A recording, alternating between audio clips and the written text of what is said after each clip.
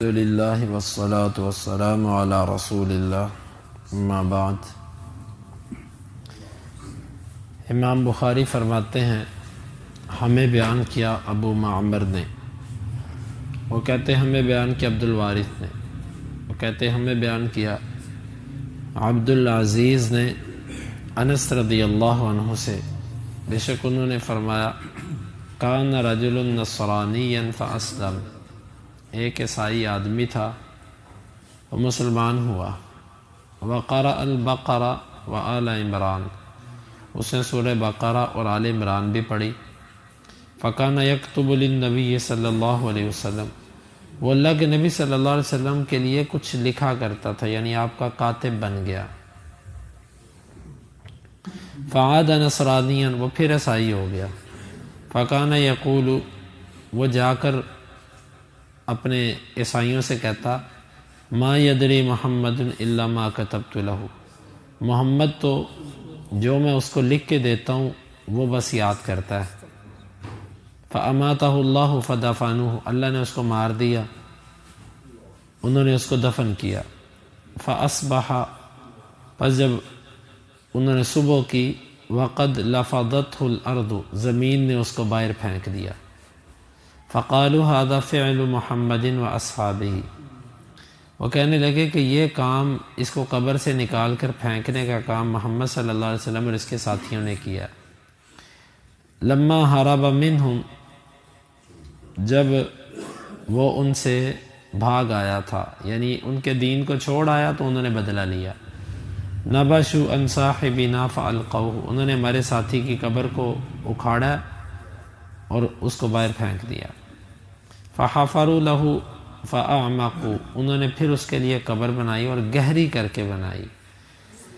فاصبح وقد لفظتہ الارض، پس جب اس نے صبح کی تو زمین نے اس کو باہر پھینک دیا، اس حال میں صبح کی کہ زمین اس کو باہر پھینک چکی تھی۔ فقالوا هذا فعل محمد واصحابہ، وہ کہنے لگے یہ کام محمد صلی اللہ علیہ وسلم اور اس کے ساتھیوں نے کیا۔ نبشوا عن صاحبنا لما ہرب منہم فالقوہ خارج القبر، جب وہ ان کے دین سے بھاگ آیا تو انہوں نے اس کو قبر سے باہر نکال پھینکا۔ فحفروا لہ فاعمقوا لہ فی الارض ما استطاعوا، انہوں نے پھر اس کے لیے قبر بنائی اور اس کو اتنا کہ گہرا کیا کہ جتنی ان کی طاقت تھی۔ فما اصبح قد لفظتہ الارض، اس نے صبح اس حال میں کی کہ زمین نے پھر اس کو باہر پھینک دیا۔ فعلموا انہ لیس من الناس فالقوہ، پس وہ جان گئے کہ یہ کسی بندے کا کام نہیں ہے، پھر انہوں نے بھی اس کو پھینک کے رکھا۔ اس حدیث مبارک میں اللہ کے نبی صلی اللہ علیہ وسلم کا معجزہ ہے۔ ایک عیسائی مسلمان ہوا، سورہ بقرہ بھی یاد کی، آل عمران بھی یاد کی، اور جا کر اللہ کے نبی صلی اللہ علیہ وسلم کے لیے کچھ لکھتا بھی تھا، آپ کا کاتب بھی تھا۔ جا کر عیسائیوں کو کہنے لگا کہ محمد کو تو نعوذ باللہ پتہ ہی کسی چیز کا نہیں صلی اللہ علیہ وسلم، وہ تو میں جتنا کہ لکھتا ہوں بس اتنا اس کو آتا ہے، یعنی میں اس کو لکھ کے دیتا ہوں جو لکھ کے دیتا ہوں، اس کو کچھ بھی نہیں آتا۔ اس نے بہتان باندھا۔ تو بعض روایات میں آتا ہے کہ انہوں نے اس کو اٹھا لیا، اٹھانے سے مراد ہے اس کو چرچا کر دیا، بڑی اس کی آؤ بھگت کی اور بڑا شور مچایا، پھر اللہ نے اس کو انہی کے درمیان ایسی موت دی، اس کی گردن توڑ دی، اللہ نے مر گیا، دفنایا قبر کے اندر۔ صبح ہوئی تو قبر، زمین نے اس کو باہر پھینک دیا۔ پھر انہوں نے کہا کہ یہ تو محمد صلی اللہ علیہ وسلم اور اس کے ساتھیوں نے کیا، کیونکہ وہ ان کا دین چھوڑ آیا تھا، انہوں نے بدلہ لیا۔ پھر انہوں نے گہری قبر بنائی، پھر صبح کو باہر تھا، انہوں نے پھر کہا کہ یار یہ بدلہ لیا انہوں نے ہم سے۔ پھر تیسری دفعہ انہوں نے اتنی گہری قبر بنائی کہ جتنی ان میں طاقت تھی، اس میں دفنایا، صبح پھر زمین نے باہر پھینک۔ پھر ان کو یقین ہو گیا کہ یہ کسی بندے کا کام نہیں ہے، یہ اللہ کی طرف سے۔ اب یہاں سے دو تین باتیں۔ پہلی بات یہ ہے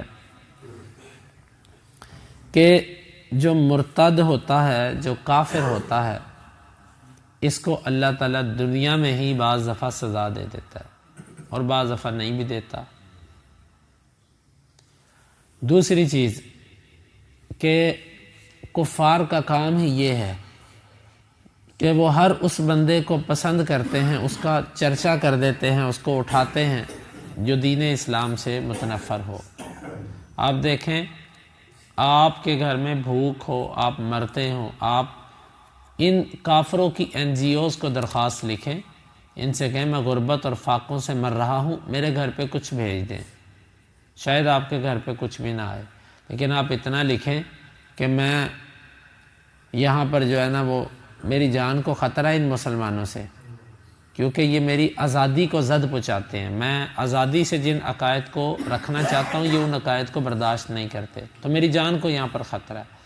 ایک چھوٹا سا پیغام بنائیں، ایک ویڈیو بنائیں، اس کو پھر ان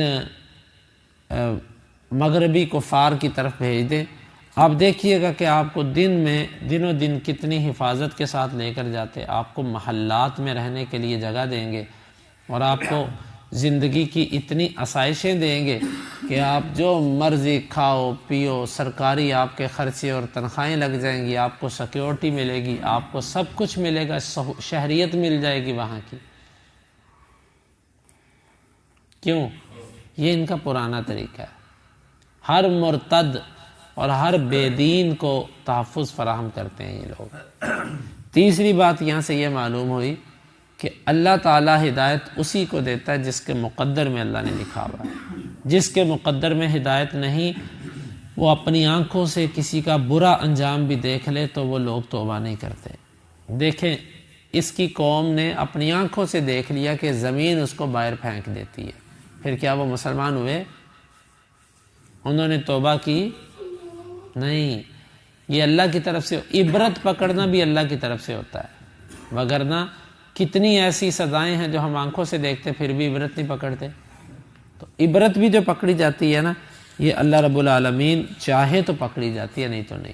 اور اسی طرح اس حدیث میں اللہ کے نبی کے گستاخ، یہ گستاخی تھی نا، تم مرتد ہو گئے بس ٹھیک ہے، پھر گئے ٹھیک ہے تمہارا معاملہ اللہ کے ساتھ، لیکن اس سے مرتد ہونے کے بعد، کافر ہونے کے بعد گستاخی شروع کر دی کہ اس کو تو آتا ہی پتہ ہی کسی چیز کا نہیں ہے، اس کو تو میں جتنا بتاتا ہوں اس کو صرف اتنا پتہ، نعوذ باللہ من ذالک۔ یہ جب اس نے بے ادبی اور گستاخی کی، اللہ نے پھر اس کو ایسی گندی موت دی کہ زمین بھی اس کو قبول نہیں کرتی تھی۔ تو بہرحال آج بعض دفعہ ہم دیکھتے ہیں بڑے بڑے ظالم، بڑے بڑے کذاب، بڑے بڑے جھوٹے، بظاہر اللہ تعالیٰ ان کو کوئی سزا نہیں دیتا، لیکن ضروری نہیں ہے۔ اللہ کا جو نظام ہے، اللہ کے جو معاملات ہیں، اس کو ہم خود ہم سمجھ نہیں سکتے، رب بہتر جانتا ہے اس کا کیا طریقہ کار ہے اور کیا معاملات ہیں۔ تو یہ سمجھ گئے۔ پھر بعض روایات کے اندر آتا فَتَرَكُوهُ مَنبُوذًا، انہوں نے اس کو باہر پھینکا ہوا ہی رہنے دیا، انہوں نے کہا اس کو ہم زمین میں دفنائیں گے بھی تو جتنی بھی محنت کریں گے زمین اسے قبول نہیں کرے گی، لہٰذا اس کو باہر ہی پڑا رہنے دو۔ یہ ایک عبرتناک موت، لیکن اس عبرتناک موت سے بھی عبرت وہ نہ پکڑ سکے اور عیسائی کے عیسائی ہی رہ گئے۔ یہ حدیث نمبر ہے 3617۔ امام بخاری کہتے ہیں کہ ہمیں بیان کیا ابو الیمان نے، وہ کہتے ہیں ہمیں بیان کیا شعیب نے، وہ عبداللہ بن ابی حسین سے، وہ کہتے ہیں ہمیں بیان کیا نافع بن جبیر نے، ابن عباس رضی اللہ عنہما سے، وہ کہتے ہیں قدیم مسیلمۃ الکذاب علی عہد النبی صلی اللہ علیہ وسلم، مسیلمہ کذاب یہ اللہ کے نبی صلی اللہ علیہ وسلم کے زمانے میں آیا، فجعل یقول، پس یہ کہنے لگا، ان جعل لی محمد الامر من بعدہ تبعتہ، اگر محمد صلی اللہ علیہ وسلم اپنے بعد یہ عہدہ مجھے دے دیں تو میں آپ کی پیروی کر لوں گا۔ وقدمہ فی بشر کثیر من قومہ، اور یہ اپنی قوم کے بہت سارے لوگوں کے اندر آیا تھا۔ فاقبل الیہ رسول اللہ صلی اللہ علیہ وسلم، آپ ان کی طرف گئے، ومعہ ثابت بن قیس بن شماس، آپ کے ساتھ ثابت بن قیس بن شماس بھی تھے۔ وفی ید رسول اللہ صلی اللہ علیہ وسلم قطعۃ جرید، اور اللہ کے نبی صلی اللہ علیہ وسلم کے ہاتھ میں ٹہنی کا ایک ٹکڑا تھا، لکڑی یعنی کہ ایک اسٹک تھی۔ حتی وقف علی مسیلمۃ فی اصحابہ، یہاں تک کہ آپ مسیلمہ کے اوپر جا کے کھڑے ہو گئے اور یہ اپنے ساتھیوں میں تھا۔ فقال، پس اس نے کہا، پس آپ نے فرمایا، لو سألتنی هذه القطعۃ ما اعطیتکھا، اگر تو میرے سے یہ ایک چھڑی بھی مانگے گا نا میں تجھے نہیں دوں گا۔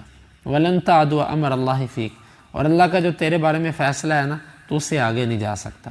وَلَئِنْ أَدْبَرْتَ لَيَعْقِرَنَّكَ اللَّهُ، اور اگر تو اس دین سے پھر گیا تو اللہ تجھے کاٹ کے رکھ دے گا۔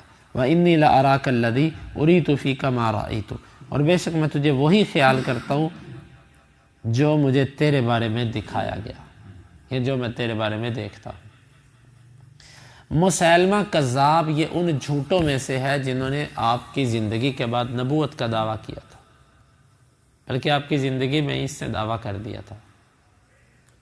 اور دو بندے ایسے تھے جنہوں نے دعویٰ کیا، ایک اسود انسی تھا اور ایک مسیلمہ کذاب تھا۔ یہ جو مسیلمہ کذاب تھا، معروف نام اس کا مسیلمہ بن سمامہ تھا، اور یہ بنو حنیفہ قبیلے سے تھا، اور یہ انتہائی مکار قسم کا انسان تھا، اور اس کی اللہ کے نبی صلی اللہ علیہ وسلم کے پاس آیا تھا یہ 9 ہجری کے اندر، یعنی آپ کی وفات سے کوئی 1.5 سال پہلے، اور اللہ کے نبی صلی اللہ علیہ وسلم کے پاس یہ وفد آیا، اس میں یہ بھی تھا۔ آپ ان کو ملنے کے لیے گئے کیونکہ آپ کی عادت تھی، وفود کے پاس آپ جاتے تھے۔ ثابت بن قیس بن شماس آپ کے ساتھ گئے کیونکہ انہیں خطیب الانصار کہا جاتا تھا۔ اس دور کا طریقہ یہ ہوتا تھا کہ جب ایک وفد کسی دوسرے سے ملاقات کے لیے جاتا تو وہ اپنی قوم کے شاعر، خطیب، ادیب، اس طرح کے لوگوں کو ساتھ لے کے جاتا، اور ان کے بات کرنے کا طریقہ یہ ہوتا تھا، ان میں ادیب کھڑا ہوتا، پہلے وہ انتہائی خطیبانہ انداز میں خطبہ دیتا۔ خطبے سے مراد اللہ کی تعریف یا حمد شاید تھی کہ نہیں تھی، لیکن اس میں مقصود یہ ہوتا تھا کہ ملتے جلتے الفاظ بیان کرنا، ایک لفظ سے دوسرا لفظ مل رہا ہے، جس طرح بعض دفعہ خطابت میں آپ دیکھتے ہیں تو وہ جوش دینے والا بیان ہوتا، اس میں اپنی قوم کے فضائل ہوتے یا ایسے لفاظی ہوتی، فصاحت و بلاغت ہوتی جس سے دوسرے پر رعب ڈالنا مقصود ہوتا۔ اور بعض دفعہ وہ شاعر کو کھڑا کرتے، وہ شاعر کھڑا ہوتا، وہ اپنی قوم کی تعریفیں کرتا، پل باندھ دیتا، آسمان پر چڑھا دیتا اپنی قوم کو۔ اللہ کے نبی صلی اللہ علیہ وسلم ثابت بن قیس بن شماس کو اپنے ساتھ لے کر گئے۔ طریقہ یہ ہوتا تھا جس قوم کے پاس جاتے پھر وہ قوم بھی اپنا خطیب کھڑا کرتی، چل بھی تو بھی اب کوئی بیان کر، وہ بھی اس طرح کے ملتے جلتے فصاحت و بلاغت والے الفاظ بولتا، تو یوں پھر وہ اس پہ فخر کرتے کہ کس کا خطیب زیادہ اچھا ہے، اس پہ وہ فخر کرتے کہ کس کا شاعر زیادہ اچھا ہے۔ تو آپ ثابت بن قیس بن شماس کو لے گئے ساتھ، جن کو خطیب الانصار کہا جاتا تھا، ان کے خطیب کا جواب دینے کے لیے، کیونکہ خود اللہ کے نبی صلی اللہ علیہ وسلم اس نیچے والی سطح پر نہیں اترتے تھے۔ سبحان اللہ، آپ کا ایک مقام تھا، آپ اس پر تھے۔ دناعت، نیچے اتر کے اپنے سے کمتر کو جواب دینا، یہ آپ کا طریقہ کار نہیں تھا۔ ہاں، کسی کی علمی پیاس آپ ضرور بجھاتے تھے، لیکن مقابلے کے لیے اپنے سے کمتر پر نہیں اترتے تھے۔ تو یہ آپ ان کو ساتھ لے گئے، تو اس نے اللہ کے نبی صلی اللہ علیہ وسلم کے پیغام بھیجا کہ اگر اپنے بعد نبوت تو مجھے دے دینا، یا اپنا خلیفہ مجھے بنا لے، نائب بنا لے، تو میں تیری پیروی کر لوں گا۔ اللہ کے نبی صلی اللہ علیہ وسلم کے ہاتھ میں چھڑی تھی۔ آپ نے کہا تو میرے سے نبوت مانگتا ہے، یہ معاملہ تو میرے اللہ کے ہاتھ ہے، یہ ایک چھڑی میرے ہاتھ ہے، اگر تو میرے سے یہ چھڑی بھی مانگے گا نا تو میں تجھے یہ بھی نہیں دوں گا۔ یہاں سے، اور آپ نے پھر اس کے بارے میں فرمایا کہ تو اللہ کا جو تیرے بارے میں فیصلہ تو اس سے آگے نہیں نکل سکتا، یعنی تو دعویٰ ضرور کرے گا نبوت کا، لوگ تیرے پیچھے چلیں گے، لیکن تیری نبوت اور تیرا یہ دعویٰ چل نہیں سکے گا، اللہ نے جو لکھا اس سے تو آگے نہیں جا سکتا۔ اور اگر تو دین اسلام، کیونکہ اللہ کے نبی صلی اللہ علیہ وسلم کے زمانے میں یہ مسلمان ہوا تھا، یہ اسلام لایا تھا، آپ نے فرمایا اگر تو اس دین سے پھر گیا نا تو اللہ تجھے کاٹ کے رکھ دے گا۔ چنانچہ اس کا فتنہ اللہ کے نبی صلی اللہ علیہ وسلم کے آخر میں شروع ہو چکا تھا، لیکن آپ کی وفات کے بعد اس کا فتنہ بڑا اور انتہائی بڑا، اور یہ یمامہ کے علاقے میں یہ گیا تھا، اس کو رحمان الیمامہ بھی کہا جاتا تھا، یمامہ کا رحمان۔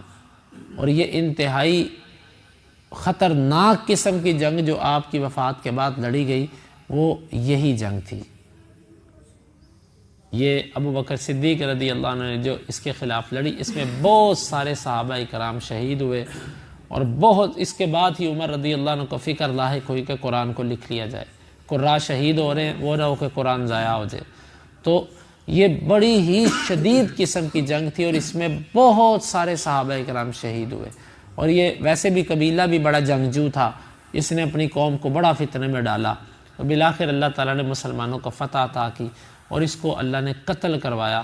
کہا جاتا ہے کہ اس کی عمر اس وقت 150 سال تھی جب یہ مردار ہوا، اور اس کو قتل کیا تھا وحشی نے رضی اللہ عنہ۔ یہ وحشی بن حرب وہی ہے جس نے حمزہ رضی اللہ عنہ کو شہید کیا تھا۔ اس وقت اس نے سید الشہداء، عظیم ترین انسان کو شہید کیا، پھر اس کے بعد اس نے سید الکفار، شر الکفار، کافروں میں سب سے بڑا کافر، اس کو قتل کیا، مسیلمہ کذاب۔ تو یوں یہ فتنہ ختم ہوا۔ جہاں سے یہ بات سمجھ آتی ہے کہ نبوت کا ہر دعوے دار جھوٹا ہے، وہاں سے ایک اور نقطہ بھی سمجھ آتا ہے۔ اس نے کہا تھا کہ مجھے اپنے بعد نائب بنا لو، آپ نے فرمایا تھا یہ معاملہ اللہ کی طرف سے ہے، میں تجھے اپنا نائب نہیں بنا سکتا۔ یہاں سے سمجھ آتی ہے کہ اگر ابو بکر آپ کے بعد خلیفہ بنا ہے تو اللہ نے اسے بنایا۔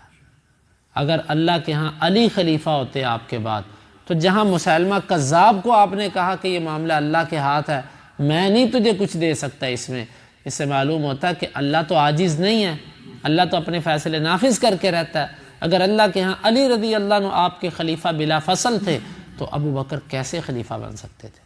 عمر اس کے بعد کیسے خلیفہ بن سکتے تھے؟ عثمان اس کے بعد کیسے خلیفہ بن سکتے؟ اسی لیے اہل علم کہتے ہیں کہ جو علی رضی اللہ عنہ کو خلیفہ بلا فصل کہتا ہے وہ قرآن کا بھی منکر ہے، وہ حدیث کا بھی منکر ہے، وہ اجماع امت کا بھی منکر ہے۔ تو یہاں پر ابو بکر صدیق کی خلافت بھی ثابت ہوتی ہے بلا فصل، کہ ابو بکر ہی خلافت کے حقدار تھے، اسی لیے آپ کے بعد خلیفہ آپ منتخب ہوئے۔ وگرنہ اگر یہ لوگوں کے ہاتھ میں معاملہ آتا تو مسیلمہ آ جاتا، نہیں آ سکا، کیونکہ یہ معاملہ اللہ کی طرف سے تھا۔ تو یہ حدیث مبارک ہے، اللہ تعالیٰ سے دعا ہے اللہ تعالیٰ ہمیں سمجھنے کی توفیق عطا فرمائے۔ بلکہ آخری حدیث بھی، فاخبرنی ابو ہریرہ ان رسول اللہ صلی اللہ علیہ وسلم قال، اور مجھے ابو ہریرہ نے یہ بھی خبر دی کہ اللہ کے نبی صلی اللہ علیہ وسلم نے فرمایا، بینما انا نائم رأیت فی یدی سوارین من ذہب، میں سویا ہوا تھا، میں نے اپنے دونوں ہاتھوں میں سونے کے کنگن دیکھے، فاہمنی شانہما، مجھے ان کی حالت نے فکر میں ڈال دیا، فاوحی الی فی المنام ان انفخہما، خواب میں میری طرف وحی کی گئی کہ ان دونوں پر پھونک مارو، ان دونوں کنگنوں پر، فنفختہما فطارا، میں نے ان دونوں کنگنوں پہ ایسے پھونک ماری خواب میں، وہ دونوں اڑ گئے، فاولتہما کذابین یخرجان بعدی، میں نے اس کی تعبیر یہ کی کہ یہ دو جھوٹے ہوں گے جو میرے بعد نمودار ہوں گے، فکان احدہما العنسی، ایک ان میں سے اسود انسی تھا، والآخر مسیلمہ الکذاب صاحب الیمامہ، اور دوسرا مسیلمہ کذاب تھا جو یمامہ والا تھا۔ یہ یمامہ یہ مدینہ سے تقریباً 4 مرحلوں کے فاصلے پر تھا۔ مرحلہ طائف سے 2 مرحلوں کے فاصلے، ان کے سفر کے ماپنے کے مختلف طریقے ہوتے تھے، تو اس کے مطابق 4 مرحلوں کے فاصلے پر تھا، یعنی 4 منزلیں۔ تو یہ جو بندہ تھا اور اسود انسی، یہ دونوں آپ نے اپنی زندگی میں ہی ان کو جان لیا تھا۔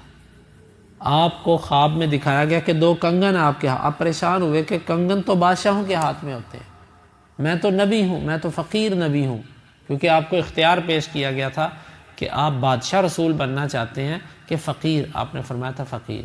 تو آپ نے سونے کی کنگن جب دیکھے تو آپ پریشان ہو گئے کہ یہ کیا ہے، خواب ہی میں آپ کو کہا گیا ان کو پھونکو، تو آپ نے پھونکا تو وہ اڑ گئے۔